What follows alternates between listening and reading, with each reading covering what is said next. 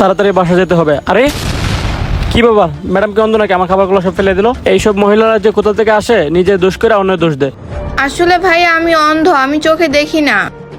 এক তো অন্যায় করছে, আবার মুখে মুখে কথা বলে বেয়াদব মহিলা।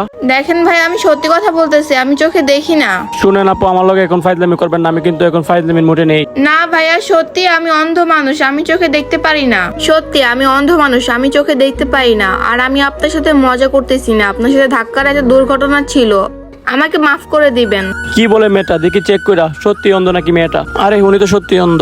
আপু আমি বুঝতে পারি না আপনি যে সত্যি অন্ধ। প্লিজ আপু, আপনি আমাকে মাফ করে দিন। আমি ভাবছিলাম আপনি আমার সাথে ইচ্ছা করে টাকা খাইছেন, কারণ অনেক মেয়েরা এভাবে ইচ্ছা করে টাকা খায়, ছেলেদের দোষ দেয়। আর আপনি যে অন্ধ আমি বুঝতে পারি না, আপনি মনে কোনো কষ্ট নেন না। কোনো ব্যাপার না ভাইয়া, এটা একটা দুর্ঘটনা ছিল, সরি বলার কোনো দরকার নাই। না আপু, আমি আসলে অনেক লজ্জিত। আমি না জেনে শুনে আপনার লগে খারাপ ব্যবহার করলাম। আরে না না ভাইয়া, নিজেকে কেন ছোট মনে করতেছেন? আর প্রায় আমার সাথে এইসব বিষয় ঘটেই থাকে।